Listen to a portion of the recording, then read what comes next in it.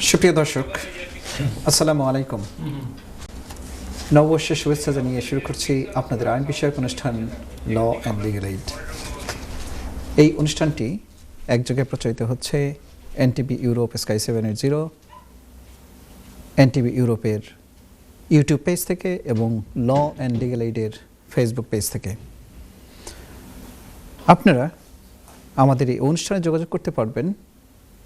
অনুষ্ঠানে যে স্টুডিও নাম্বারটি দেওয়া আছে স্ক্রিনে এবং একটি টেক্সট ফোন নাম্বার দেওয়া আছে, যাতে আপনারা টেক্সট করতে পারবেন। এছাড়াও আমাদের একটা ইমেল অ্যাড্রেস দেওয়া আছে, যেখানে আপনারা ইমেল করে আপনাদের কোয়েরিজগুলো আমাদের কাছ থেকে জানতে পারবেন। এই অনুষ্ঠানে প্রতিবারের মতোই আমাদের দুজন গেস্টস উপস্থিত থাকেন এবং বরাবরের মতোই আপনাদের অত্যন্ত সুপরিচিত এবং কমিউনিটি ব্যক্তিত্ব, ব্যারিস্টার এবং সলিসিটর আমাদের মুহিত খান ভাই উপস্থিত আছেন। মুহিত খান ভাই, আসসালামু আলাইকুম। ওয়ালাইকুম আসসালাম, কেমন আছেন আপনি? আলহামদুলিল্লাহ, আলহামদুলিল্লাহ। শুভেচ্ছা নববর্ষের। এবং আমাদের প্রতিনিয়ত যিনি উপস্থিত থাকেন আমাদের ইয়াং ব্যারিস্টার আকবর বিন সিদ্দিক। আসসালামু আলাইকুম। আসসালামু আলাইকুম, আপনাদের নববর্ষের শুভেচ্ছা। জি সুপ্রিয় দর্শক, আমরা মূল আলোচনায় যাওয়ার আগে আপনাদের এই 2026-এর শুভ নববর্ষের আবারও শুভেচ্ছা জানাচ্ছি। এবং এই নববর্ষের শুরুতে যে ঠান্ডা তাপমাত্রা এবং আমরা যেভাবে শীতের এই যে আমেজ নিয়ে আছি এবং আমরা নববর্ষ উদযাপন করলাম, ক্রিসমাসের হলিডে উদযাপন করলাম, এর মাঝখানেই আমরা অনেকগুলো কোয়েরি পেয়েছি একটা ইম্পর্টেন্ট টপিকস নিয়ে আলোচনা করার জন্য, যেটা এমপ্লয়মেন্ট রিলেটেড। এবং আমরাও অনুধাবন করলাম, আমাদের ল অ্যান্ড লিগ্যাল এইড টিমও অনুধাবন করলো যে law and legal aid team থেকে আমরা এমপ্লয়মেন্ট যে ম্যাটারগুলোর যে ডিসপিউটসগুলো আমরা প্রতিনিয়ত ফেস করি, সেগুলো নিয়ে আমরা আলোচনা করব। প্রথমেই আমি চলে যাচ্ছি আমাদের গেস্ট মুহিত ভাইয়ের কাছে। মুহিত ভাই, জি ভাইয়া, একটু যদি বলেন যে আমাদের কমিউনিটির এটা কতটুকু ইম্পর্টেন্ট, এবং যেহেতু আমরা মোস্টলি ইমিগ্রেন্টরা এই ঝামেলাগুলো ফেস করি, সো সেক্ষেত্রে আপনি যদি একটু শুরুতেই বলেন এটার ইম্পর্টেন্স এবং এটা দিয়ে আসলে আমরা এই অনুষ্ঠানের মাধ্যমে কিভাবে উপকৃত হতে পারবো। ধন্যবাদ।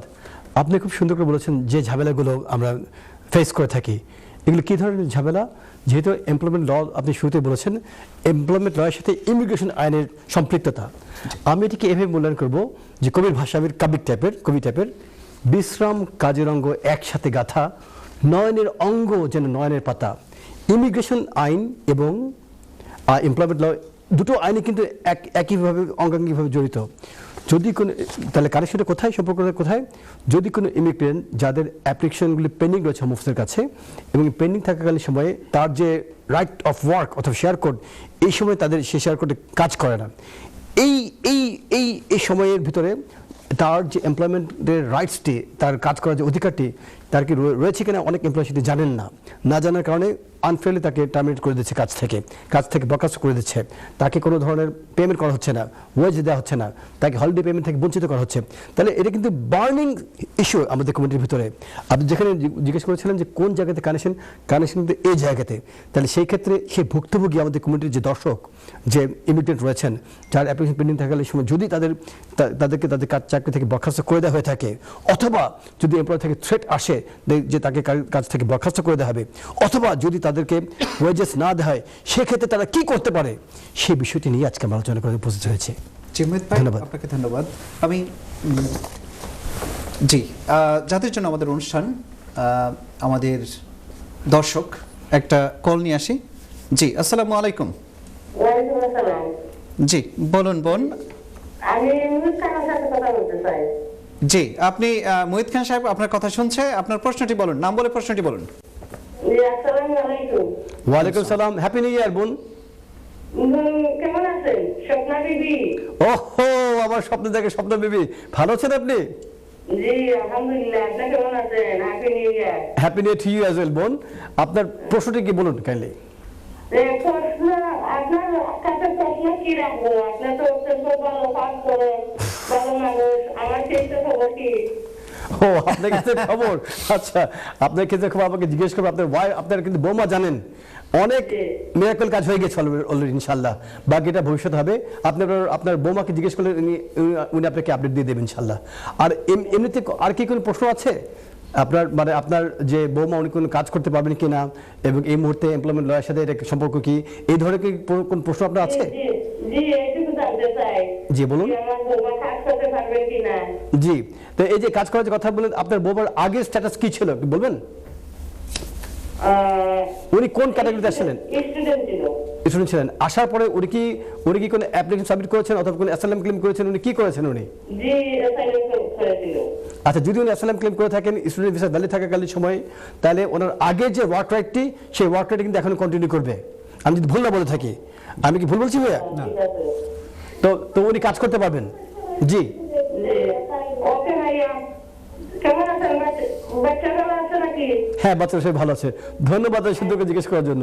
আপনার বৌমাকে সালাম পৌঁছে দেবেন। ধন্যবাদ।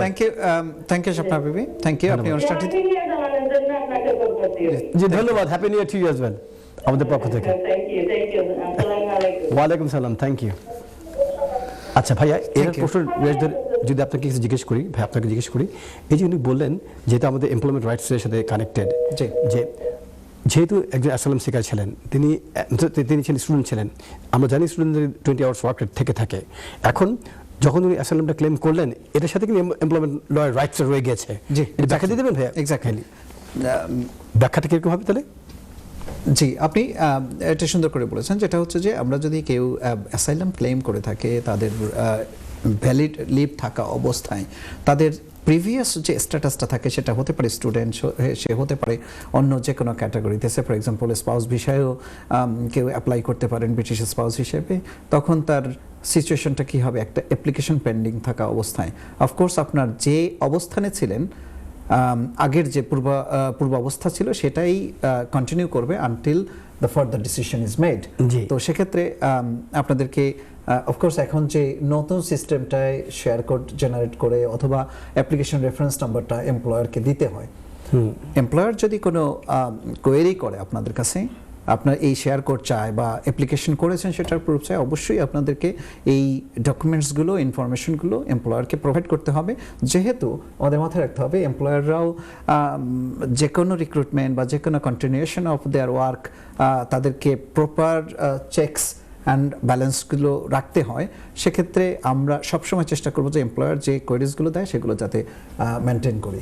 তার মানে উত্তরটি হচ্ছে এই, যে যেহেতু ওনার স্টুডেন্ট যে ভিসাটি ছিল ভ্যালিড ছিল, ভ্যালিড ভিসা থাকাকালীন সময় যেহেতু উনি অ্যাসাইলাম ক্লেম করেছেন, সে কারণে সেকশন 3C লিভের মাধ্যমে ওনার ওই ওয়ার্কটা কন্টিনিউ করছে। সেটাই তো আমাদের আজকের উদ্দেশ্য, তাই না কি? এবং একটা জিনিস বলে রাখা দরকার, সেটা হচ্ছে যে ইন টাইম অ্যাপ্লিকেশন করলে হোম অফিস কিন্তু এখন যে তাদের ওয়ার্কলোডের কারণে অনেকের ওয়ার্ক রাইট কিন্তু দিচ্ছে না। সেই ক্ষেত্রে এররটা করছে, এই যে কত ট্রেনের আন্ডারে কিন্তু আপনাকে চ্যালেঞ্জ করতে হবে। একটু আমি ধরে নেন আমি আইন জানি না, আমি হচ্ছি সাধারণ আমজনতা। এখন আমি এরকম ভিকটিম, তা আমাকে ওয়ার্ক রাইটস দেওয়া হয়নি, তাহলে আমি কি করতে পারি? অফকোর্স এক্ষেত্রে দর্শক আপনারা সবসময় খেয়াল রাখবেন যে অবশ্যই আপনার সলিসিটর যদি এনগেজড থাকে, তার সাথে যোগাযোগ করে যে এটাকে চ্যালেঞ্জ করতে হবে এবং হোম অফিসের সাথে যোগাযোগ করে আপনার একটু থামি আপনাকে কথা বলছি।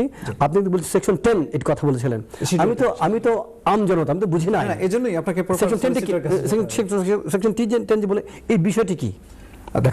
এক্ষেত্রে সবচেয়ে বড় কথা হচ্ছে যে আপনি তো আমরা যখন লে পার্সন হিসেবে এগুলোকে ডিল করব, সেক্ষেত্রে আপনাদেরকে যে কাজটা করতে হবে, রিলেভেন্ট ডিপার্টমেন্টকে আপনারা লিখতে হবে। জি, লিখতে হবে, অথবা সেকশন 10 এটা মেনশন করতে হবে এখানে, তাই তো? এখানে মেনশন করাটা কিন্তু ইম্পর্টেন্ট না। এখানে কিন্তু মেনশন করাটা আমি তো আইন জানি না, আমি জানার চেষ্টা করছি। লে পার্সন হিসেবে এটা মেনশন করাটা ইম্পর্টেন্ট না। ইম্পর্টেন্ট যে জিনিসটা হচ্ছে যে হোম অফিসকে এইটাকে অ্যাড্রেস করতে হবে, হোম অফিস যাতে এটাকে রেকটিফাই করতে পারে। কারণ হচ্ছে যে আপনার 3C লিভ থাকা অবস্থায় কিন্তু এটা হোম অফিস কোনোভাবেই এটাকেই করতে পারে না, তাহলে এটা আনলফুল হয়ে যাচ্ছে। জি, আচ্ছা, কোনো প্রকারে আপনার ওয়ার্ক রাইটটাকে রিভোক করতে পারে না। অবশ্যই এক্ষেত্রে অনেক সময় দেখা গেছে যে ডিসক্রিশনও কিন্তু অ্যাপ্লাই করতে পারে। অনেক সময় দেখা গেছে যে, যেমন আমি আপনাকে এটা সুন্দর করে একটা এই ইনফরমেশনটা আমাদের ক্লায়েন্টদেরকে দেওয়া উচিত। যেমন আমি একটা স্পেসিফিক ক্লায়েন্টের কথা বলবো, সে হোম অফিসে একটা এইচআরও অ্যাপ্লিকেশন করেছে, তার ডিসিশনটা হয়ে গেছে, আমরা ডিসিশনটা যেদিনকে পেলাম সেদিন ক্লায়েন্টকে আর যোগাযোগ করতে পারিনি। আচ্ছা, যখন আমরা যোগাযোগ করলাম রাত্রে যোগাযোগ করেছে, সে ফোন ব্যাক করেছে, সে কাজে ছিল। এখন কি করা? সে আগে থেকেই ডিসিশন নিয়েছিল যে সে অ্যাসাইলাম করবে। আমরা যে প্রসিডিউরাল যে অ্যাপয়েন্টমেন্ট প্রসিডিউর মেনটেন না করে আমরা করলাম, ওই ক্লায়েন্টকে সাজেস্ট করলাম যে ভেরি নেক্সট মর্নিং সে যাতে হোম অফিসে গিয়ে অ্যাটেন্ড করে এবং ফিজিক্যাল অ্যাপয়েন্টমেন্ট নিয়ে নেয়, ওখানেই যাতে ওই দিনই করে। এখানে ওই ক্লায়েন্টটা খুব লাকি ছিল যে সে পরবর্তী দিন সকাল 8টার মধ্যে চলে গিয়েছে হোম অফিসে, অ্যাসাইলাম ক্লেম করেছে এবং যেহেতু ঠিক একদিন আগে ডিসিশন হয়েছে, তার 3C কিন্তু কার্টেল হয়ে গেছে, জি জি 3C কার্টেল হয়ে গেছে। জি। বাট হোম অফিস তাকে এই মানে তার 3C কার্টেলমেন্ট না দেখিয়ে ডিসক্রিপশন অ্যাপ্লাই করে তাদের কন্টিনিউশন দিয়ে দিয়েছে। একটু ছোট করে আমি অ্যাড করি, জি। এখানে কিন্তু যোগ্য দক্ষ আইনজীবীর মানে যোগ্যতার প্রমাণ, আপনার প্রপার টাইমটা এখানে মানে আপনি, আমি কেন বললাম, আপনি ঠিক সেই মুহূর্তে আপনি যদি যোগ্যতা না থাকতো, ব্যাকগ্রাউন্ড আপনি যদি আপনি যদি অ্যাপয়েন্টমেন্ট প্রসিডিউর ফলো করতেন না জানতেন, কিন্তু ওভারস্টেয়ার না আপনি না জানেন, আপনি সেভাবে গাইড করতে পারতেন আপনার লয়ারকে, আপনার ক্লায়েন্টকে, তাই না কি? এক্স্যাক্টলি। সো সুপ্রিয় দর্শক, আপনারা সবসময় খেয়াল রাখবেন যেটা হচ্ছে যে রাইট টাইমে রাইট ডিসিশনটা নিতে হবে, যাতে আপনাদের এই যে 3C লিভ, আপনারা 3C লিভ বুঝবেন না, আপনাদের যে লিগ্যাল স্ট্যাটাসটা যাতে কোনো প্রকার ব্রেক না হয়ে যায় সেদিকে একটু ভাইয়া আপনাকে থামিয়ে, আমাদের আকবর আলী ভাই, যে আকবর, আপনি কি বলবেন সেকশন 3C লিভ এই বিষয়টা কি? Okay, well, thank you very much. এটা আসলে আপনি যখন কোনো কারেন্ট ভ্যালিড লিভ থাকে না, যখন আপনি আপনার যে প্রিভিয়াস লিভ ইন টাইম যদি কোনো অ্যাপ্লিকেশন করেন, সে ফর এক্সাম্পল আপনার ভিসা এক্সপায়ার হচ্ছে আজকে, সো আজকে মানে এটা হচ্ছে 11:59 পর্যন্ত, জি, রাত্র। আচ্ছা। সো এই সময়ের মধ্যে যদি ইন টাইম কোনো অ্যাপ্লিকেশন করেন আপনি, তো তার মানে আগামীকালকে তো আপনার লিভ নাই, ভ্যালিড লিভ নাই। জি। সো আপনার যে বাকি যে সময়টা, যে সময়ে আপনার ভ্যালিড লিভ নাই, সো ইন টাইম অ্যাপ্লিকেশন করার কারণে আপনি 3C লিভের আন্ডারে আপনার এটা কন্টিনিউশন থাকবে, যে আগের যে লিভটা আছে সেটাকেই ডিম টু বি দ্যাট লিভ হিসাবে কনসিডার করা হবে, ডিম টু বি এক্সটেন্ডেড। তাহলে ভ্যালিড থাকছে, ভ্যালিড থাকছে, জি ভ্যালিড থাকছে। বাট এই জায়গাতে আমরা অনেক ক্ষেত্রে ফেস করছি, যেটা আপনি কিছুক্ষণ আগেও বললেন, এই 3C লিভ থাকার পরেও এমপ্লয়ার কিন্তু মেনি প্লেসেস আমরা যেটা নোটিস করছি যে আসলে কিন্তু তাদেরকে কাজ কন্টিনিউ করতে চায় না, শেয়ার কোড না থাকার কারণে। তো অনেকেই আবার এটাও জানেন না যে এমপ্লয়মেন্ট চেকিং সার্ভিস নামে আরেকটা সার্ভিস আছে, যেখানে আপনি শেয়ার কোড ছাড়াও কিন্তু আপনার এমপ্লয়ির স্ট্যাটাস চেক করা যায়, এমপ্লয়ার চেক করতে পারে, এমপ্লয়ার চেক করতে পারতেছে, এবং খুব প্রম্পটলি কিন্তু হোম অফিস রেসপন্স দিচ্ছে। আমরা তারা বলে in general pass 5 working days বলে, বাট ফলোইং ডে বেশিরভাগ অনেক সময় হ্যাঁ দিয়ে দিচ্ছে। বাট এই গেটটা অনেকেই দেখতেছি যে ইউজ করতেছেন না, এমপ্লয়িকে টু মাস প্রেশার দিতেছেন। বাট এইসবের পরিপ্রেক্ষিতে যদি তারা ডিসমিসড হয়ে থাকেন, তাহলে তো অফকোর্স আনফেয়ার ডিসমিসাল, সেক্ষেত্রে তো সে পটেনশিয়াল ক্লেম তো সে করবে। এখানে কোনোভাবেই সে এমপ্লয়ার এটা করতে পারেন না, কারণ তার রেসপন্সিবিলিটি ডিউটিসটা হচ্ছে সে another gateway আছে হোম অফিসের কাছ থেকে, alternative method to know whether they are still they have right to work or not. জি জি, yes কারেক্ট।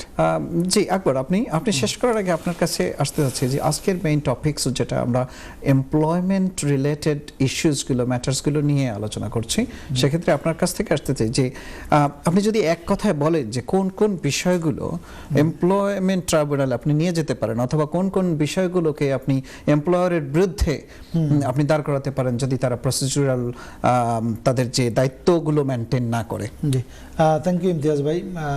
যদি আপনার প্রোগ্রাম শুরুতেই ইচ্ছা ছিল, আমি শুরুর আগে একটু আমরা বেগম খালেদা জিয়া আপসীন নেত্রী, ওনার রুহের মাগফিরাত কামনা করি, আল্লাহ তাআলা ওনাকে বেস্ট নসিব দান করুক। তো আপনি যে প্রশ্নটা যে ক্লেমের, আসলে এটা একটা ওয়াইড এরিয়া। এমপ্লয়ি আসলে যে কোনোভাবে যদি আনফেয়ারলি ট্রিটেড হন বা সেক্ষেত্রে ক্লেম করতে পারেন, সে অনেকগুলো বিষয় হইতে পারে, যেমন আনফেয়ার ডিসমিসাল হইতে পারে, রংফুলি ডিসমিসাল হইতে পারে। আনফেয়ার ডিসমিসাল সেক্ষেত্রে আনফেয়ার রিজনে আপনাকে দেখা যাচ্ছে যে ইয়ে করে দিল, বা ফেয়ার প্রসিডিউর আপনার সাথে মেনটেন করে না, আপনাকে যখন ডিসমিস করে, তাহলে আপনি আনফেয়ার ডিসমিসালের জন্য ক্লেম করতে পারেন। একটু যদি আমি থামাচ্ছি আপনাকে, আপনি ফেয়ার প্রসিডিউর মেনটেন করেনি, আমি তো লে পারসন, বুঝিনি ফেয়ার প্রসিডিউর কি। ব্যাখ্যা দিয়ে দেবেন এটা কি Well, right, নোটিস আসেন। পিরিয়ড? এখন আসেন, আপনি তো নিশ্চয়ই আপনি যখন এমপ্লয়মেন্টে স্টার্ট করেন আপনাকে এমপ্লয়মেন্ট কন্ট্রাক্ট দেওয়া হয়েছে। জি হ্যাঁ। সো এখানে তো আপনার টার্মস কন্ডিশন সব বলে আছে, আপনার স্ট্যাটারি সিক ফি কেমন হবে, হলিডে পে কেমন হবে। এবং একটু Notice period. এমপ্লয়মেন্ট কন্ট্রাক্ট না দেওয়াটাও একটা না, অপরাধ। exactly. হ্যাঁ, যদি এমপ্লয়মেন্ট কন্ট্রাক্ট না দেয় সেক্ষেত্রেও আপনি রিটার্ন যদি কন্ট্রাক্ট না থাকে, পার্টিকুলার্স না থাকে, কি কি টার্মসে আপনি কাজ করতেছেন সেটা না দিলেও আপনি ক্লেম করতে পারবেন। আবার দেখা যাচ্ছে আপনাকে এমপ্লয়মেন্ট কন্ট্রাক্ট দিছে কিন্তু টার্মসগুলো এখানে এরর আছে, মিস্টেকস আছে, বা যেটা হওয়ার কথা না সেটাও আছে, সেটা যদি রেকটিফাই না হয় তাহলেও কিন্তু আপনি যাইতে পারবেন। দেখুন আনফেয়ার ডিসমিসাল যদি আমরা সেখানেই যাই, যদি ফেয়ার প্রসিডিওর মেনটেন না করে বা ফেয়ার রিজন তাকে দেখা যাচ্ছে যে তাকে ডিসমিস করা হলো কিন্তু কোনো রিজন বলা হলো না, তাহলে আপনি আনফেয়ার ডিসমিসাল বা রংফুল ডিসমিসাল হইতে পারে, যে আপনাকে ঠিক আছে আপনাকে ডিসমিস করা হয়েছে কিন্তু সেটা কিভাবে, আপনাকে কোনো নোটিস পিরিয়ড দেওয়া হয়নি। তো এই জায়গাতে যদি আমি ইমিগ্রেশনটাকে টেনে নিয়ে আসি, হ্যাঁ, আমি আমজনতা, আমি একজন ইমিগ্রেন্ট, আমি আমার অ্যাপ্লিকেশনটি পেন্ডিং হোম অফিসে জি, জি। পেন্ডিং রয়েছে, এটিকে ব্যবহার করে যদি আমার এমপ্লয়ার আমার আপনাকে একটু থামাবো, আপনি প্রশ্ন ধরছেন, এখানে একজন দর্শকের কল নিয়ে আসি। দর্শক আসসালামু আলাইকুম, আপনার নামটা বলে প্রশ্নটি করুন। জি দর্শক, আপনার টিভির ভলিউমটা কমিয়ে নামটা বলে প্রশ্নটি করুন। হ্যালো, আসসালামু আলাইকুম। ওয়ালাইকুম সালাম রহমতুল্লাহ। ভাইজান, আমি 2021 রাস্তার পেমেন্ট আপনার দর্শক আপনার কথা শোনা যাচ্ছে না, আপনি একটু লাউডলি বলেন। আমি 2021 রাস্তাতে টাইলসর পুরার লগে নখ খাইয়া উইয়া পড়িয়া আমার স্পাইন ফ্র্যাকচার হয়েছে, এরপরে আমার ইয়ো পাও ইউরো প্রবলেম হচ্ছে। কন্ট্রোল রুম সাউন্ডটা খুব লো। হ্যালো, আপনি জি বলুন, আপনার কথা শোনা যাচ্ছে এখন। আপনার মুখ টেলিফোনের কাছে নিয়ে কথা বলুন কাইন্ডলি, টেলিভিশন দেখেন না। টেলিভিশন দেখলাম না, আমি টেলিফোনও মাত্রাম। হ্যালো বলুন। হ্যালো জি বলুন। শোনা যাচ্ছে ক্লিয়ার, জি বলুন। হ্যালো, আপনার হচ্ছে নি? জি জি, এখন শোনা ক্লিয়ার, যাচ্ছে, বলুন। জি বলুন। আমি 2021 রাস্তাতে টাইলসের কর্নার লগে নখ খাইয়া উড়িয়া পড়িয়া সাইডা দূরে পড়িয়া আমার স্পাইনাল ডিফেক্টার হইছে, এরপরে আমার পাও নির্গ প্রবলেম হচ্ছে। জি টিল টুডে আমি ট্রিটমেন্টের আন্ডারে আছি, কিন্তু তারা হয়েছে আমার বয়স 78 হলে তারা অপারেশন করতে পারতো না, আমার অন্যান্য ব্যাপার আছে, অ্যানেস্থেসিয়া ডাক্তার এগ্রি করছে না। তো হসপিটালের সার্জন, বড় সার্জনে আমার ডিজেবল ডিক্লেয়ার দিয়েছে, এরপরে কাউন্সিল যে চিঠি দিতে বড় সার্জনে যে আমার দর্শক, আপনার প্রশ্নটা কি, মূল প্রশ্নটা কি? আমরা এটা personal পুরো injury। ফ্যাক্টে এখানে যাওয়া যাবে না, আপনি একটু সংক্ষেপ করে যদি আপনার Personal প্রশ্নটা injury। বলেন তাদের জন্য আমাদের আমি Personal। অ্যাপ্লাই করছিলাম কম্পেনসেশনও লাগে। আপনি কম্পেনসেশনের জন্য আপনি নকড আউট হয়েছেন সে রাস্তায় যখন হাঁটতেছিলেন পেভমেন্টে, এটা পার্সোনাল ইনজুরি ক্লেম কাউন্সিলের বিরুদ্ধে করবেন। জি, এটা আপনার একটা করছিলাম ওই কোম্পানির নাম ক্যানন স্ট্রিটে ওয়াটার স্টোন সলিসিটার আছিল। জি করার পরে 3 মাস না 4 মাস পরে না 5 মাস পরে রিপ্লাই আইছে যে কাউন্সিলে কইছে এটা দেনছি 3 লাখ দিয়া দিলা, এর লাগি তারা এটা করছে না, এটা আপিল লাইন ছিল। জি ওই সময় আমার যে ওই যে স্পাইনাল হাড্ডিটা তোলার জন্য আমি খবরের নিশ্চয় ওয়াটার বোতল দিয়া গরম, তারপরে যে আমার রাস্তা ব্রেক ওয়াটার বোতল বাস করিয়া জ্বলিয়া আমি হসপিটালে গিয়া অনেকদিন হসপিটাল জি দর্শক জি। আমি হ্যালো আপনার প্রশ্নটি করুন, আপনি গত হইল 2020 না করছে, তারা রিভিউ করছে, অ্যাপিল রাখছে। আপনি অ্যাপিল করার চান্স পাইছি না, আমি বেমার, সিরিয়াস বেমার আসলাম, জি। এরপরে কোনো সলিউশন পাইছি না অ্যাপিল করার লাগে। জি জি এক্স্যাক্টলি। জি আপনি দেখতে থাকুন আমার অতিথিদের আপনার যে কোনো একজন আপনার প্রশ্নের উত্তরটি দিবেন, আপনি দেখতে থাকুন। জি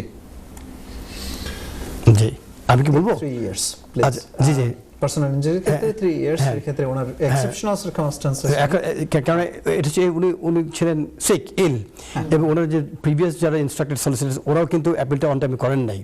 যদি ওনার কাছে এভিডেন্সগুলো থেকে থাকে, এটা কিন্তু টাইম এক্সটেনশন করার জন্য একটা ভ্যালিড রিজন এটা হবে। এক্স্যাক্টলি, মেডিকেল রিজন ইজ জি অবশ্যই, জি ওয়ান প্লাস সলিসিটর নেগলিজেন্স, কিন্তু সলিসিটরস কিন্তু আপনি অন টাইমে অ্যাপিলটা করেননি। দুটোকে একীভূত করে যদি দক্ষ একটি সুন্দর একটি প্রেজেন্টেশন দিয়ে দেওয়া সম্ভব হয়, উনি কিন্তু টাইম বাড়িয়ে ফেলতে পারবেন। যদি টাইম লিমিট রয়েছে 3 ইয়ার্স, আপনি 2021 ওনার অ্যাক্সিডেন্ট হয়েছিল এবং স্ট্রিক্ট টাইম লিমিট 3 ইয়ার্স, যদিও 3 ইয়ার্স পার হয়ে গিয়েছে, বাট ইংলিশের কারণে উনি যেতে পারেননি। Maybe now is capable to move forward. এই কারণে আপনি যদি ব্যাখ্যা দিলেন টাইম লিমিটে কীভাবে বাড়বে? না, এখানে আপনি তো রাইটলি বলেছেন যে যখন এক্সেপশনাল সার্কামস্ট্যান্স, যে কোনো মামলার ক্ষেত্রে, প্রত্যেকটা মামলার ক্ষেত্রে একটা টাইম লিমিট থাকে, সেক্ষেত্রে আপনার পার্সোনাল ইনজুরির ক্ষেত্রে 3 ইয়ার্স টাইম লিমিট, আপনার 3 ইয়ার্স পার হয়ে গিয়েছে।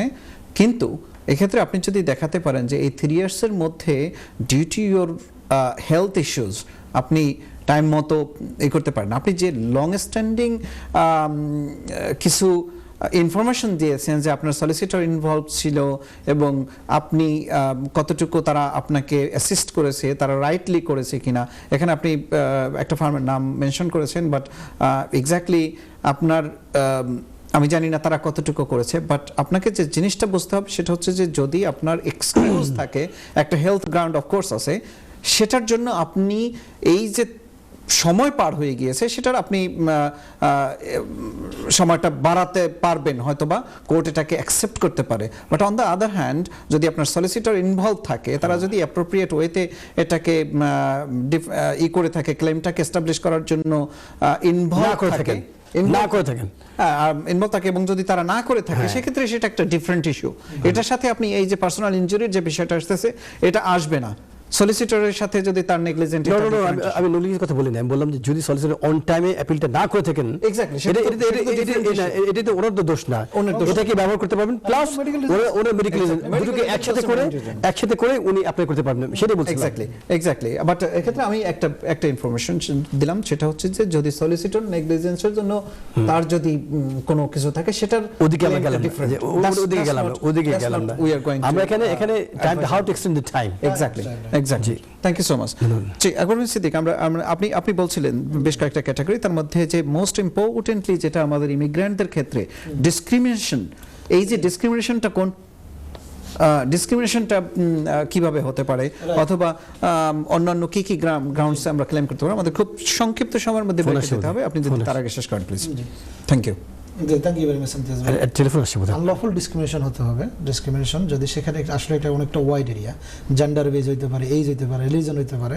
আপনি মুসলিম, এমপ্লয়ার খ্রিস্টান, সে মনে করে যে আপনাকে এই জন্য লেস আওয়ার দিচ্ছে, লেস পে করতেছে বা ইকুয়ালি ট্রিট করতেছে না অন্যদের সাথে যেভাবে ট্রিট করে। সো এটা আনলফুল ডিসক্রিমিনেশন। এখানে সেটা হওয়ার জন্য ডাইরেক্ট ডিসক্রিমিনেশন হইতে হবে এমন নয়, ইনডাইরেক্ট ডিসক্রিমিনেশন হলো ডিসক্রিমিনেশন হিসাবে কন্ট্রাক্ট করা হবে, হ্যারাসমেন্ট হলেও এটা ডিসক্রিমিনেশন হিসাবে আন্ডার যা হবে। সো যেটা বললাম, রেস, রিলিজন সব মিলেই আনলফুল ডিসক্রিমিনেশন হবে। এছাড়াও আছে আপনার ইকুয়ালি যদি পে না হয়, আপনাকে যে পে করতেছে আপনার সেম রোলে অন্যকে কিন্তু সে বেশি পে করতেছে। সো ইকুয়াল পের জন্য আপনি ইকুয়াল পেমেন্টের জন্য এটা করতে পারেন। তারপর আপনি রিটার্ডেন্সির জন্য করতে পারেন। রিটার্ডেন্সির জন্য যে টাইম লিমিট একটু 6 ইয়ার্স আছে, সেটা হয়তো অনেকেই জানেন না যে রিটার্ডেন্সি পেমেন্ট।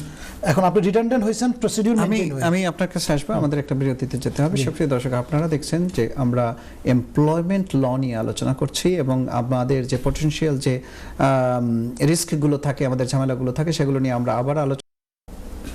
সুপ্রিয় দর্শক, বিরতির পর আবার সবাইকে স্বাগতম জানাচ্ছি ল অ্যান্ড লিগ্যাল এইড আইন বিষয়ক অনুষ্ঠান থেকে।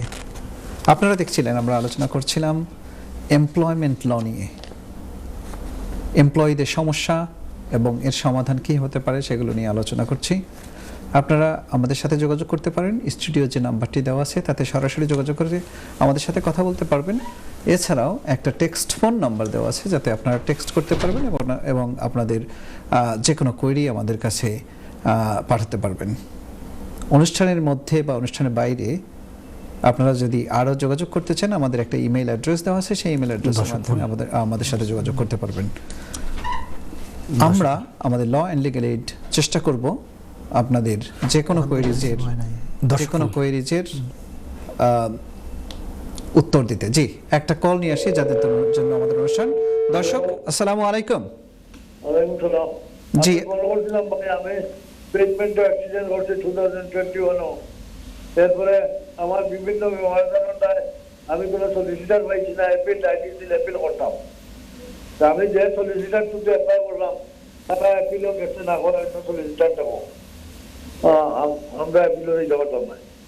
এখন এখন এখন আমি এখন তো ডিজেবল অ্যাক্সিডেন্ট করার বাদ থাকি হসপিটালে, এখন আমার পার্মানেন্ট ডিজেবল নেই, গ্যাপ দিলাইছে। এখন আমি কিলা কিতা করি ভাই?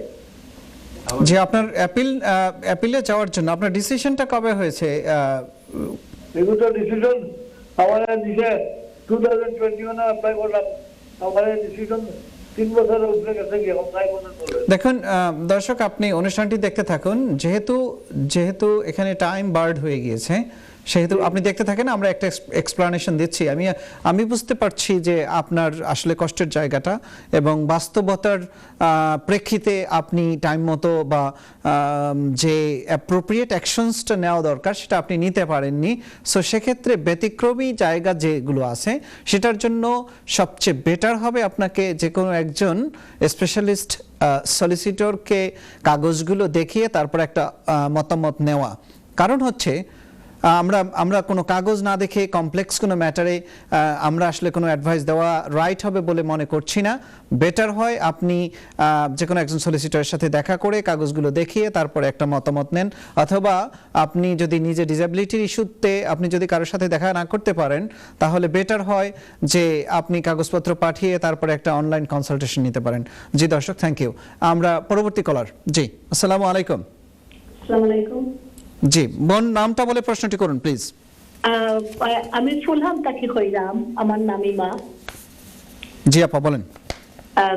আমি জানতাম চাইলাম আমার একজন কাজে নাইছেন বাংলাদেশ থেকে। জি। তো তাই নাইছেন স্টুডেন্ট ভিসা, মনে হয় লাস্ট 4 মান্থ হয়ে গেছে আওয়ার। জি। তো এখন তাই না আর কিটা কলেজ করতা না, সাইরা অ্যাসাইলাম মাথা। জি। তো অ্যাসাইলাম মারলে কিতা ভালো হইব নি, থানার লাগি না ছিলাম কিতা হইব দেশে থাকার লাগি? জি। আর কোনো প্রশ্ন আছে বোন আপনার? জি না, ওটাও জিজ্ঞাসা চাইলাম। জি, থ্যাংক ইউ। আপনি দেখতে থাকুন, আমাদের অতিথিদের আপনার প্রশ্নটির উত্তর দিবেন। Thank you. জি, মোহিত ভাই, আপনার কাছে যাওয়ার আগে, আপনি ইমিগ্রেশন এক্সপার্ট আলহামদুলিল্লাহ, আপনার কাছে যাওয়ার আগে আমি যে কথাটি বলতে চাই যে আমাদের যে কমিউনিটির একটা ভ্রান্ত ধারণা যে এদেশে থাকার জন্য আমি অ্যাসাইলাম করব, কিন্তু আসলে অ্যাসাইলামটা কি এদেশে থাকার জন্য অ্যাসাইলাম? না, আমার পারসিকিউশন আছে, আমার দেশে ফিরে যেতে পারবো না, সেটার জন্য অ্যাসাইলাম। আপনি যদি একটু বলেন। ওই যে আমার বুকের ভিতর যে কথাটি ছিল আপনি মুখ দিয়ে প্রকাশ করে দিয়েছেন অলরেডি। হ্যাঁ, আমি উত্তর দিয়ে দিচ্ছি। সুপ্রিয় বোন, আপনি অ্যাসাইলাম ক্লেম করবেন আপনার যে আত্মীয় এসেছেন বাংলাদেশ থেকে on the basis of race, colour, sex, language, religion, political opinion or social orientation. 7টি গ্রাউন্ড, এছাড়াও আরও কয়েকটি গ্রাউন্ড রয়েছে যেগুলি বিভিন্ন প্রোটোকলের মাধ্যমে এসছে। তো প্রশ্ন হচ্ছে যে আপনার যে আত্মীয়, ওনার লাইফ কি, ওনার সেও দেশে ওয়াজ এট রিস্ক অর নট? যেদিন উনি বাংলাদেশ থেকে এসেছেন লন্ডনে, তার আগে ওনার লাইফ কি বাংলাদেশের রিস্কের সম্মুখীন ছিল কিনা? এটা হতে পারে পলিটিক্যাল রিজন, এটা হতে পারে রিলিজিয়াস রিজন, এটা হতে পারে অন্য যে কোনো রিজন যেগুলি বাংলাদেশের প্রযোজ্য, বাংলাদেশের ক্ষেত্রে প্রযোজ্য হতে পারে। এরকম যে আপনার যে আত্মীয় যিনি বাংলাদেশ দেশ থেকে এসেছেন, উনি হয়তো আওয়ামী লীগের ডাকসাইটের কোনো লিডার ছিলেন, হি অ্যাক্টেড অ্যাট দ্য ফ্রন্ট, এবং এই কারণে হয়তো বা ওনার লাইফ যদি বিএনপি অথবা জামাতের যারা মানে দলীয় নেতৃবৃন্দ যারা রয়েছেন, তারা যদি এদের কোনো গ্রুপ, যদি আমি বলছি না যে থ্রেট দিচ্ছেন, যদি থ্রেট দিয়ে থাকেন আপনার সেই ভাইকে, সেই কারণে তিনি যদি ভীতি ফিল করেন, only on that basis he or she can claim asylum in the UK. মানে রাইট টু লাইফ, জীবন রক্ষা করার জন্য আর্টিকেল 2, এবং এটাকে কনভেনশন রিজনের অধীনে আনে ফিয়ার অফ পারসিকিউশন, যেটাকে বলা হয় ভীতি, জীবনের ভীতি, ভয়, সেই থেকে তিনি অ্যাসাইলাম ক্লেম করতে পারবেন। এছাড়া অথবা যদি তার আনফেয়ারলি ট্রিট হতে পারে, তার জাস্টিস না পেতে পারে, যে কোনো মামলা থাকে সেটার জন্য যদি সে প্রপার জাস্টিস না পায়, এটাও তো পারসিকিউশন। টার্মটা কি ফিয়ার অফ পারসিকিউশন যদি থেকে থাকে, এবং বাংলাদেশের স্টেটকে যারা কন্ট্রোল করে এবং যারা বাংলাদেশে মানে ল এনফোর্সমেন্ট এজেন্সি, পুলিশ প্রশাসন, এরা যদি সিকিউরিটি না দিয়ে থাকে এবং ওনার বিরুদ্ধে যদি কোনো মিথ্যা মামলা থেকে থাকে এবং এটা কনটেক্সটে যদি ওনার বিরুদ্ধে কোনো ওয়ারেন্ট অফ অ্যারেস্ট ইস্যু হয়ে থাকে, on that basis yes there is good case. আমি কি ভুল বলেছি ভাইয়া? জি। আর এটা ছাড়া আমি স্টুডেন্ট ভিসা আসলাম, আমার এখন পড়াশোনা করতে ইচ্ছে করছে না, আমি এখানে অ্যাসাইলাম ক্লেম করবো, এটা ভুয়া জিনিস হয়ে যাবে। এবং এক্ষেত্রে এটা ভুয়া নাও হতে পারে, ওনার লাইফ রিস্কের সম্মুখীন থাকতে পারে, এক্ষেত্রে যোগ্য দক্ষ আইনজীবীর পরামর্শ গ্রহণ করা দরকার। ইমতিয়াজ, আমাদের বাড়িতে ইমতিয়াজ ভাইয়ের মতো দক্ষ আইনজীবীর পরামর্শ গ্রহণ করা দরকার। জি, মোহিত ভাই খুব সুন্দর করে বলেছেন, যেহেতু ইমিগ্রেশন এগুলো নিয়ে উনি কাজ করেন, আলহামদুলিল্লাহ খুব ভালোভাবে বলেছেন। বোন, আপনার জন্য আরেকটা কথা যেটা বলতে চাই সেটা হচ্ছে, যদি ফিয়ার অফ পারসিকিউশন মানে দেশে যদি তার রিস্ক থাকে যে কোনো কারণে হোক, কনভেনশনাল রিজনগুলোর মধ্যেও যদি এগুলো পড়ে, যত দ্রুত পারেন অ্যাসাইলাম ক্লেম করতে হবে। এটা হচ্ছে আপনার প্রথম দায়িত্ব, যে থ্রেটটা আসার সাথে সাথে আপনাকে ক্লেম করতে হবে। একটু থামাচ্ছি আপনাকে, আমি একটা খুব দ্রুত, হ্যাঁ একটা কল নিয়ে আসবো, আপনি থাকেন ওখানে। জি, সুপ্রিয় দর্শক, আপনি নামটা বলে প্রশ্নটি করুন। শফিকুল আলম কুরাইশ বান্দি থেকে। ভাইয়া ভালো আছেন? জি শফিকুল ভাই, আপনি ভালো আছেন? আপনি? আমি ভালো আছি। জি আমি শফিকুল, আজকে আমি একটা জিনিস খুব একটা ইম্পর্টেন্ট, এটা বুঝিন আমার প্রয়োজন ভাই, আমার নিজের প্রয়োজন। আমি হইলাম যে আমরা যে দিন মান্তিক বেনিফিট অ্যাপ্লাই করবো, ও দিন মান্তিক আমার যদি বেনিফিট দেয় তো ও দিন মান্তিক ধর ওই বলতে যে দিন মান্তিক আমি অ্যাপ্লাই করবো, তো আমরা নিজস্ব জায়গা ক্রয় কইরা আমরা নিজস্ব গড় বানাই। আমার যে গড় আছে এটা 98 টিকা, তা আমি এই জন্য আমি ডাউন ইনস্টিটিউট লেটার দিছি যে আক্ট অফ সেটেলমেন্ট। আমরা দর্শককে হারিয়ে ফেলেছি। আমাদের নিয়মিত দর্শক, আপনি যেখানে ছিলেন সেখানে আমি আপনাকে এটি খুব গুরুত্বপূর্ণ জায়গায় থেমে গেছিলাম। আপনি বলেছিলেন যে আসার সাথে সাথে ক্লেম করার কথা বলছেন, অ্যাসাইলাম ক্লেম যদি দেরি হয়ে যায়, সেক্ষেত্রে আপনার অভিজ্ঞতা থেকে কি দেখেছেন, হোম অফিস থেকে রিপ্লাইগুলি কি আসে যদি দেরিতে অ্যাসাইলাম ক্লেম করে থাকে? এটা সবসময় ক্রেডিবিলিটি লুজ হয়ে যায় যদি কেউ দেরিতে ক্লেম করে।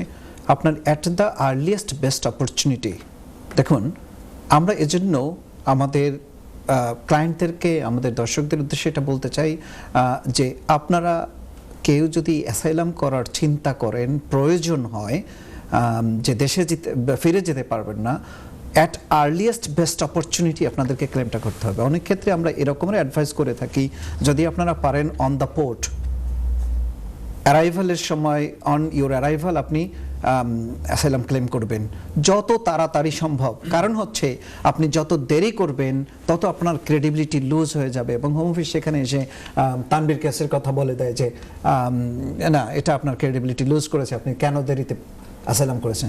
সেক্ষেত্রে অ্যাসাইলামের ক্ষেত্রে আপনাদের মনে রাখতে হবে যত তাড়াতাড়ি আপনারা অ্যাসাইলাম ক্লেমটা করতে পারেন।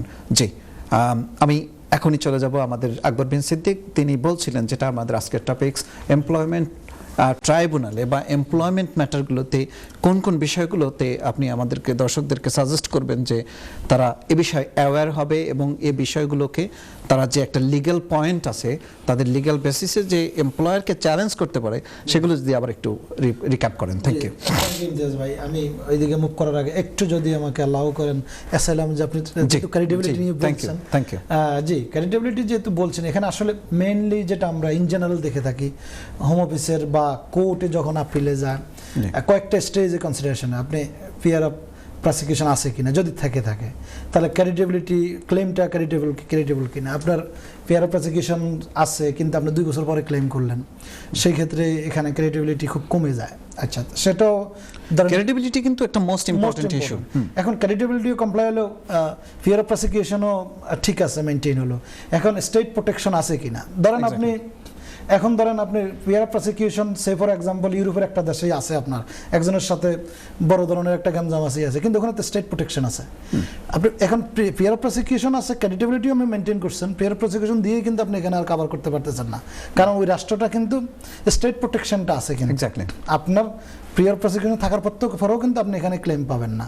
এরপর আসে ইন্টারনাল রিলোকেশনের কোনো ব্যাপার আছে, ইন্টারনাল রিলেশন যদি আপনি মনে করেন যে অন্য ডিস্ট্রিক্টে সে খুব ভালো মতোই কাটাইতে পারবে, সেই ক্ষেত্রে তো বেশিরভাগ ক্ষেত্রেই বলে যে আপনি চিটাগাং যান অথবা ঢাকায় যান, ঢাকায় গিয়ে থাকেন। যাইতে পারেন, তাহলে ওই সেই ক্ষেত্রে যেমন এখন আপনি দেখা গেছে মামলা রাষ্ট্রীয় কোনো রিলেটেড কিছু না, আত্মীয় স্বজনের সাথে একটা কিছু হয়েছে, তো আপনি তো অন্য জায়গায় ইয়ে করতে পারেন, তো পলিটিক্যাল কেস না এটা, অনেকভাবেই তো আমি আপনাকে বলি, যেটা আমাদের বিশেষ কিছু অঞ্চল থেকে যারা আসে তারা বলে যে আমার সাথে আমার চাচাতো ভাইয়ের জমি জমা নিয়ে মামলা আছে। এবং অনেকে কিন্তু সাজেস্ট করে যাও গিয়ে অ্যাসাইলাম ক্লেম করো, এই হচ্ছে কিন্তু, হচ্ছে। বাট আনফরচুনেটলি সঠিক পরামর্শ নয়। এক্স্যাক্টলি। এছাড়াও আমরা জেনে থাকবেন যে পার্টিকুলার সোশ্যাল গ্রুপের যারা আছেন অনেকেই এটা অ্যাওয়ার না, তারা কিন্তু ক্লেমটাকে যদি খুব ভালো মতো কিন্তু মানে আপনি এলজিবিটি তাদের কথা বলছেন, জি। তারা কিন্তু যদি খুব গোছালোভাবে যদি ক্লেমটা ইয়ে করা যায়, অবশ্যই। তাদের সাকসেস রেট কিন্তু অন্য দেশের চেয়ে তুলনামূলক অনেক বেশি। আমি দুঃখিত আপনার এখানে অনেক সময় নিয়ে নিলাম। তো Employment, জি। যে এমপ্লয়মেন্ট ট্রাইব্যুনালে যে ম্যাটারগুলো আসছে, জি আমরা তো এর আগে যেটা বললাম আনফেয়ার ডিসমিসাল, এখানে কিন্তু আবার সার্ভিসের একটা রিকোয়ারমেন্ট আছে, 2 বছর কিন্তু আপনার সার্ভিস পিরিয়ড হওয়া লাগবে। হাউএভার যদি এটা অটোমেটিক আনফেয়ার ডিসমিসাল হয় তাহলে কিন্তু আপনার 2 ইয়ার্সের সার্ভিস পিরিয়ড লাগে না। এখন প্রশ্ন হলো তাহলে অটোমেটিক আনফেয়ার ডিসমিসাল কোনগুলো, যেমন সে ফর এক্সাম্পল আপনি প্রেগন্যান্সি রিলেটেড, আপনি প্রেগন্যান্ট, এখন কাজে ঠিক মতো রেগুলার যাইতে পারেন না, সকাল 9টা কাজ শুরু হওয়ার কথা, যাই পৌঁছান 10টায় 11টায়, কি করবেন? হোম সিকনেস কাজ করেন? একটু থামিয়ে এটা প্রশ্ন জিজ্ঞেস করি, অনেক কিন্তু কেয়ার ওয়ার্কার বাংলাদেশ থেকে কেয়ার বেসিনে যুক্ত হয়ে এসেছেন, জি, জি। দেখা গিয়েছে যে কেয়ার কোম্পানিতে তারা কাজ করতে গিয়েছেন, মেইন অ্যাপ্লিকেন্ট উনি হচ্ছেন মহিলা, জি। উনি প্রেগনেন্ট হয়ে গেছেন, জি। যেহেতু উনি কেয়ার ওয়ার্কের ভিসানে ইংল্যান্ডে প্রবেশ করেছেন এবং আসার 2-3 মাসের মাথায় প্রেগনেন্ট হয়ে গেছেন, এই প্রেগনেন্সি জনিত কারণে কিন্তু তাকে টার্মিনেট করে দেওয়া হচ্ছে, তাকে এমপ্লয়মেন্ট থেকে ছাড়াই করে দেওয়া হচ্ছে। সেই ক্ষেত্রে এমপ্লয়মেন্ট ল, সেই যে অ্যাপ্লিকেন্ট, আমাদের কিন্তু হাজার হাজার দর্শক রয়েছে যারা ভিকটিম, জি, right, এই ধরনের মহিলাদেরকে কি সাহায্য দিতে পারে? এক্স্যাক্টলি, এটা পড়বে আপনার ক্যাটাগরি হচ্ছে অটোমেটিক আনফেয়ার ডিসমিসালের আন্ডারে পড়বে। সেই ক্যাটাগরিতে যদি তাকে ম্যাটারনিটি পেমেন্টও না দেওয়া হয়, এবং আমি পার্সোনালি অনেকে আমাদের কাছে অফিসে আসছেন যে কোম্পানি কিন্তু ম্যাটারনিটি পেমেন্ট, অনেকেই ভয় ভীত কিছু করতে পারবে কিনা, সেই ভীতি জায়গা দূর করে দেন আপনি কাইন্ডলি। না, তো ওনারা আসলে তো এই ভয়ের কারণে, যেটা আপনি বললেন মুহিত ভাই, তারা তো আসলে ভয়ের কারণে আসে না, মনে করে কোম্পানি যদি আমার স্পন্সর উইথড্র করে তার সাথে ঝামেলা গিয়ে কি, তাহলে প্রসেসটা কি? প্রসেসটা হচ্ছে যে আপনি প্রথমে গ্রিভেন্স প্রসিডিউর ইন্টারনাল, মানে এটা এমপ্লয়মেন্ট লয়ের আন্ডারে, না হ্যাঁ আন্ডারে, আপনি আগে এমপ্লয়মেন্ট ট্রাইব্যুনাল যাওয়ার আগে ইন্টারনাল প্রসিডিউরগুলো মেইনটেইন করুন। এটা ইন্টারনাল প্রসিডিউর মানে কি? আসেন, এখন ইন্টারনাল প্রসিডিউর প্রত্যেকটা কোম্পানির আলাদা কিছু প্রসিডিউর থাকে, জি। আপনার এমপ্লয়মেন্ট কন্ট্রাক্টেই থাকে। আপনি যখন কোনো ডিসপিউট আপনার রাইজ হবে, আপনি কোন প্রসেসে কোম্পানিকে নোটিফাই করবেন, জি। তো এরপরে ওখানে ইন্টারনালি নোটিফাই করার পরে আপনি এখানে ফর্মাল একটা গ্রিভেন্স লেটার দিতে পারেন। সেটা তো যদি আপনি ফেইল্ড হন তাহলে আপনি একাসে যাবেন। জি। একাসটা কি? একাসটা হচ্ছে তারা কনসিলিয়েশন করে, মেডিয়েশন করে আপনি এবং আপনার এমপ্লয়ারের মধ্যে যে ডিসপিউটটা দেখা দিছে, কোর্টে যাওয়ার আগেই তারা এটাকে মীমাংসা করে। তাহলে ট্রাইব্যুনাল না, না, কিন্তু আপনি যদি একাসে না যান, ইন্ডিপেন্ডেন্ট বডি, এখানে অনেকগুলো অ্যাডভান্টেজ আছে। আপনি একাসে গেলে কোর্ট দেখতে চায় যে আপনি একাসের থ্রুতেই আসছেন। সো আপনি যদি একাসে যান, যে আপনার যে টাইম লিমিট, সেখানে ম্যাক্সিমাম কেসে আনফেয়ার ডিসমিসালের ক্ষেত্রে রিটেন্ডেন্সি 6 months minus 1 day, তো 89 ডেজ যে নর্মালগুলো আমরা যে আনফেয়ার ডিসমিসালের ক্ষেত্রে ধরে থাকি, তাহলে ওই ক্ষেত্রে যে আপনি যদি একাসে যান তাহলে আপনার টাইমটা পজ হয়ে যায়, 89 ডেজ আর আপনার টাইম বারটা আপনার জন্য আর অ্যাপ্লিকেবল হচ্ছে না যতক্ষণ পর্যন্ত ওটা ডিসিশন না আসে। তাহলে ওখানে ডিসিশন আসলে আপনাকে আরো ফার্দার 1 মাসের সময় দেয়। তো ইন দ্য মিন টাইম একার যদি আপনার 3 মাসের সময় নেয়, ইজ ফাইন। তাহলে সময় বাড়ানোর ক্ষেত্রে সুবিধা পেলাম। পেলাম। আমি কিন্তু আইনের ছাত্র, আমি শেখার চেষ্টা করছি আমি আপনার কাছ থেকে। এখন যদি একাসের প্রসিডিউর যদি আমি সাহায্য নেই, কম্পেনসেশন পাওয়ার ক্ষেত্রে কি কোনো সাহায্য করবে এটা? ওয়েল, ওরা তো আপনি যদি ওখানে ওই স্টেজে যদি আপনাদের সেটেল ডাউন হয়, তাহলে তো আপনি আউটসাইড কোর্টেই সেটেল ডাউন করলেন, ওটা তো ইন্ডিপেন্ডেন্ট বডি। আচ্ছা, এই ক্ষেত্রে এমপ্লয়ার, আচ্ছা এমপ্লয়ার লাগে না, আচ্ছা এমপ্লয়ার যদি রাজি না হয়, সেই ক্ষেত্রে এমপ্লয়ার বিরুদ্ধে কি কোনো? ওয়েল রাইট, আসেন তখন আপনাকে একাসটা সার্টিফিকেট দেবেন, জি। আপনি ওইটার আন্ডারে ওইটা দিয়েই আপনি এমপ্লয়মেন্ট ট্রাইব্যুনালে আপনি ক্লেম করবেন, জি, এমপ্লয়ারের বিরুদ্ধে। সেটা কোন ফর্মে, কিন্তু ফর্মে স্পেসিফিক্যালি জানতে চাইবে যে আপনি একাস গেছেন, রেফারেন্স নাম্বারটা লাগবে। আচ্ছা, জি হ্যাঁ, জি, রেফারেন্স নাম্বার লাগবে, জি। সো আপনি এরপরে আপনি ক্লেম করে দিলেন বেসিস অফ, যদি আপনি আনফেয়ার ডিসমিসাল হয় সেটা, তাহলে সেই ক্ষেত্রে কি আমাকে কম্পেনসেশন কি বাড়িয়ে দেওয়া হবে, যেহেতু আমি একাসের প্রসিডিউর ফলো করে গিয়েছি বাট এমপ্লয় মানতে রাজি হয়নি? ওয়েল এখানে আসেন, এখানে বিষয়টা হচ্ছে যে কোর্ট তো আপনাকে এটা কাইন্ড অফ এডিআর এর মতো, তো জি হ্যাঁ, কোর্ট তো সবসময় অ্যাডভাইস করে আপনি এডিআর করে আসছেন কিনা। জি। তো এডিআর করে আসলে যখন কস্ট অর্ডার আসে, এটা জি। কিন্তু কস্টের সময় কিন্তু খুবই এটা কাজে দেয়। আপনি আচ্ছা। যখন কস্ট ক্লেম করবেন জি। তখন তো আপনি এডিআর যদি এই একাস মেইনটেইন করে আসেন পুরো প্রসেসটা, তাহলে হাইলি লাইকলি আপনার পুরো কস্টটা পাওয়ার ক্ষেত্রে কিন্তু এটা খুবই হেল্প সাহায্য করবে, জি। আর তো কোর্ট তো অনেক সময় আপনি জানেন, আমরা সিভিল প্রসিডিউরে সিপিআর এ যেটা দেখে থাকি, যে পার্টি এখানে রিজনেবলি এঙ্গেজ না হয় এডিআর এ এবং প্রসিডিউরাল ম্যাটারগুলোতে প্রিএকশন স্টেজে, তাদের কিন্তু কস্ট বেশিরভাগ ক্ষেত্রেই দিয়ে দেয়। তাহলে এই জায়গাতে আমরা দেখতে পাচ্ছি এমপ্লয়মেন্ট লয়ের সাথে কিভাবে ইমিগ্রেশন ল কানেক্টেড। Connected হচ্ছে। তাহলে যে বাংলাদেশ থেকে যে মানে যিনি জানেন না আইনটা, জি, জি, জি। এবং যেই একটা মহিলা বাংলাদেশ থেকে এসেছেন কেয়ার ভিসা নিয়ে, প্রেগনেন্ট হয়ে যাওয়ার কারণে তাকে যদি টার্মিনেট করে দেয়, তাহলে এখানে আইন রয়ে গেছে আছে সাহায্য করার জন্য। প্রেগনেন্ট নারীরা যারা বোনেরা আমাদের এখানে আছেন, তাদের কিন্তু এখানে এমপ্লয়ার বাধ্য ফ্লেক্সিবল ওয়ার্কিং আওয়ার দেওয়া। আচ্ছা। আপনি এখন 40 ঘন্টা কাজ করতেছেন, কোম্পানির নেসেসিটিও 40 ঘন্টা, বাট আপনার যে হেলথ কন্ডিশনের কারণে তো আসলে আপনি এখন এই প্রেগন্যান্সির এই টাইমে আপনি পারেন না। এক্স্যাক্টলি। বুঝছেন? এবং সেক্ষেত্রে আরেকটু আপনার সাথে অ্যাড করি, সেটা হচ্ছে যে আপনাকে ফ্লেক্সিবল আওয়ারের সাথে সাথে আপনার এমপ্লয়মেন্ট যে আপনার জন্য যে দায়িত্ববর্তা, সেটার ভিতরে ফ্লেক্সিবিলিটি নিয়ে আসতে নিয়ে হবে। আসতে হবে। আপনাকে তার মানে- কঠিন কোনো কাজ দেওয়া তার মানে হবে না। বিষয়টা কি এরকম? অ্যাডজাস্টমেন্ট দিতে হবে, অ্যাডজাস্টমেন্ট করতে হবে। জি। তার মানে সেরকম মেঘ দেখে তারা করিসতে ভয়, জি। আর তো সূর্য আসে, আবু আলী ভাই আসে যে আমাদের সাহায্য করার জন্য। আমাদের কমিউনিটির বোনেরা বেশিরভাগ ক্ষেত্রেই কিন্তু এটা খুব সাফার করেন। জি। আমি অনেকেই দেখছি যে দেখা যাচ্ছে প্রেগন্যান্সি রিলেটেড সিকনেসের কারণে কাজ অনেকদিন করতে পারেন না।